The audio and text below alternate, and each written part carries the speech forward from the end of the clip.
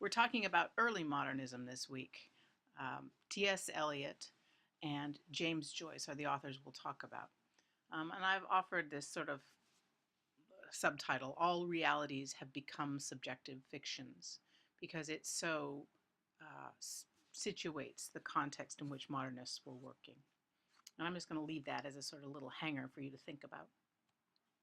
So first, a few words about modernism. I know that you will have read the Norton and you'll have lots of other material to bring together, but just so we have the same terms that we're working with.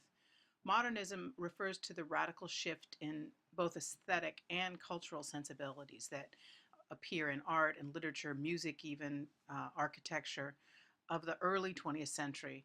And this is especially post World War I. So, for example, if someone's saying high modernism, they're talking about modernism, modernist literature or art that appears between the years 1913 and 19, I think it's 35. I use the term more broadly, and I say, turn of the century roughly to about 1950. And if you were to do modernist studies, you'd find that it goes on and on. Some people argue that we're still struggling with concerns of the modernists today. But for our purposes, we'll stick with the definition that I just offered. Modernism is a distinctive break from Victorian values, bourgeois morality, the optimism that we see in the 19th century. Modernist authors, that is, are profoundly pessimistic about a culture that is in disarray. This is the end of empire. This is marked by the First World War and ends to some degree with the Second World War. So it's a period of despair, apathy, and relativism. And this is from Keep, McLaughlin, and Palmer. If you wanted to follow up on that, they have a lot more to say about it. So what led to this? And we know things have been shifting. You can't really say anything happened at a particular historical moment.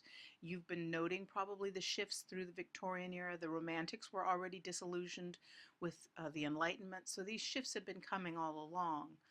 But the modernist triggers were the loss of faith in traditional values, church, family, king, these values, empire. They no longer worked. And they led to the chaos of the 20th century. They led to World War. The loss of faith in God, government, and human goodness basically led to modernism. So a real despair. There's a shift in paradigms. So things are happening in the world at large. The scientism of the previous eras is now being replaced by a more pluralistic way of seeing the world, that there are many, many explanations for truth and reality, and those need to be part of the picture. Gender, class, race, all of these struggles that we've been noting throughout our course of study lead to a raised consciousness that no longer is comfortable with sort of absolute truths.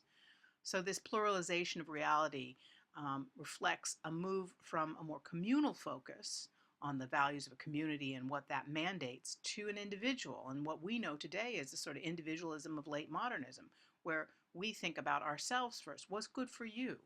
What do you want to do is much more the focus of the current day, and that grows out of the modernist period where there's an inward turn towards the individual. So, features of modernist lit. I offer this site, by the way, John Lye's site at Brock University.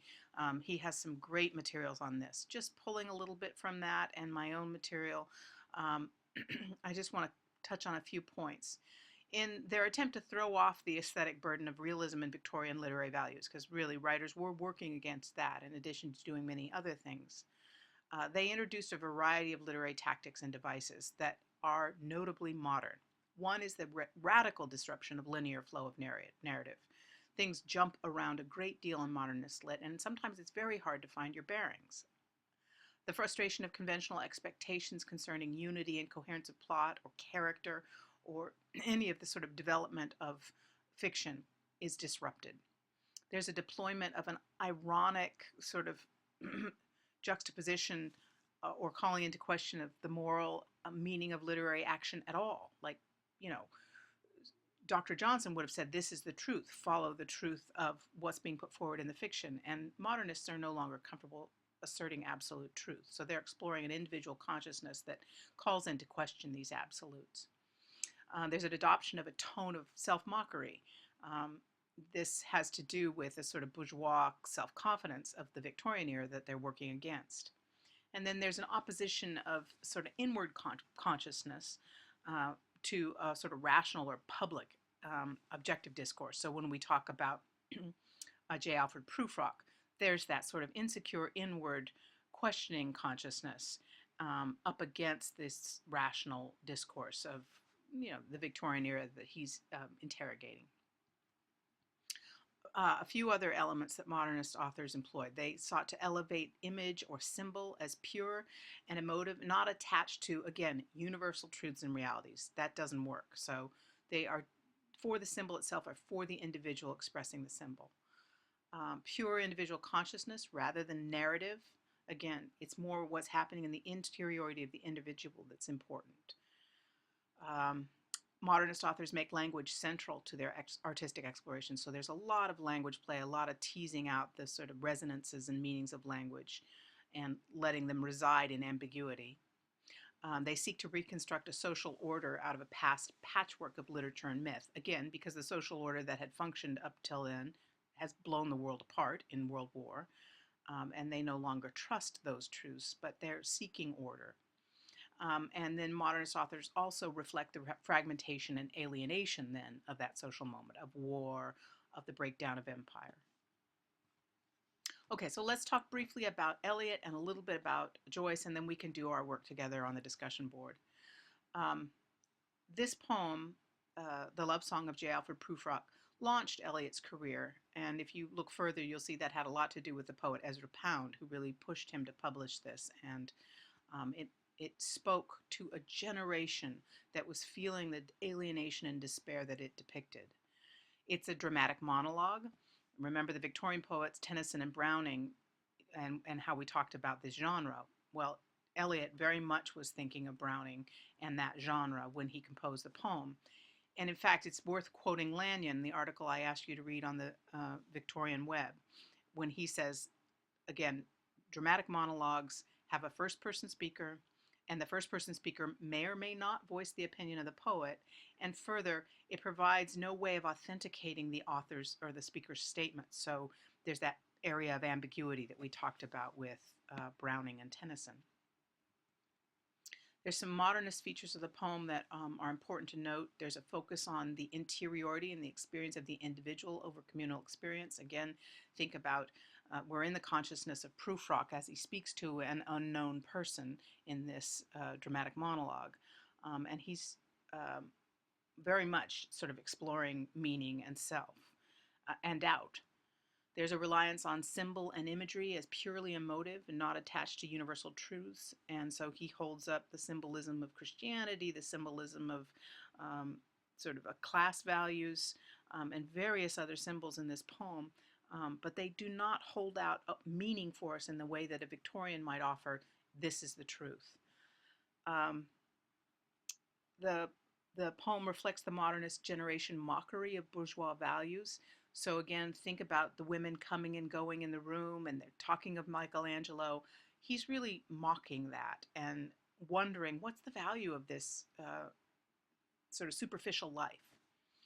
The poem reflects Eliot's interest in Dante and classical literature. You'll see many, many references to that in this poem and throughout his work, as he again tries to pull together a patchwork of myths and classical literature to make order and sense of the world. And it exhibits the modernist interest in rhythm and fragments of everyday language, which is a beautiful quality of this poem and all of his poetry. And we're going to see this in Joyce as well. So I've offered you some questions to consider. I'm not going to go through these in great detail, but these are some points you might consider as you read through the poem. And I urge you to read through it once, listen to Eliot reading it, and maybe read through it again, all to help you get a sense of what's at work in this poem. And then, of course, you'll want to do some close reading and take apart key elements. Let's move to Joyce's Araby then. This is from his early collection of short stories published in 1914, but he struggled a long time to publish it. So I think it was first written in 1905 or earlier. This is the third story in the Dubliners, and it reflects his attempt to capture intense emotional experience within an individual. This is a young boy's rapturous infatuation with a girl, and the resulting sort of shame and disappointment when he realizes that it's not worth it. He's over characterized her as an ideal, and he comes to realize that imagination doesn't really live in this real world. Um, it uses symbolism and imagery of Catholicism. This is key to Joyce. He makes his own language out of the language and symbolism of Catholicism, um, and especially the Epiphany. This is a religious term that Joyce takes and uses it to describe in fiction the moment when a character or an individual experiences an awakening or an insight. Generally, in Joyce, that results in disappointment or resignation. So, at the end of the tale, when the narrator of his experience realizes there's nothing to be gained at the bazaar of Araby, and that in fact he's romanticized this girl beyond possible reality, and he's disappointed. That's his epiphany. It also reflects the symbolism and mythology of quest literature. If you want to go back and apply that model that we used for Conrad, think about what's the quest here. You know, he's carrying a chalice through the streets. He describes his love for this girl, or his sense of her. She's pure. He's clearly then on a quest of some sort. But what is this modernist quest? How does it result in anything that will heal or cure the culture? I don't think it does, and I think therefore it's very modernist, very despairing. It reflects the culture and context of Dublin, Ireland. This is critical to Joyce's work if you ever read him further. This is very much where he roots his critique of culture. And then the everyday language of ordinary people is a fascination for Joyce and is throughout the tale. The modernist features, again, a focus on the individual and his alienation, his despair, a heavy use of symbolism and setting. When you talk about, when you just read the first paragraph of this and talk about the setting and the brown buildings and the sort of dingy street and the looking at each other, this is a very important setting. He's skewering romanticism and the move to romanticize through literature, love and imagination. There's a critique of the established order. In this case, it's Irish Catholicism, but that can be written much more largely. It has an abrupt and inconclusive ending, a very modernist feature. And then it features the rhythmic everyday language of Dubliners, as well as the heightened language of religion and romantic literature. So these are just some of its modernist features that you can consider as you read through it. Again, I'm not going to go through these in detail, but I've presented some questions you can consider as you read through this short story. How does his insight or his epiphany at the bazaar resituate the narrator's understanding of Mangan's sister and of his own creation of her in his romantic imagination? How does Joyce's narrator use the language and imagery of Catholicism to construct a sexual and in fact, secular and indeed sexual ideal of Mangan's sister? And this is very much what Joyce is up to throughout his work, taking the language and imagery of Catholicism and secularizing it to make his own language. What critique is Joyce leveling at Catholicism in Ireland? That could be a focus of a sustained study in this work. And then what does his specific use of setting in the story tell us about Joyce's critique of Ireland? Okay, there's a lot to think about, and I'm really looking forward to your discussion on the discussion board and to hear what you think of these and of modernism. Thanks.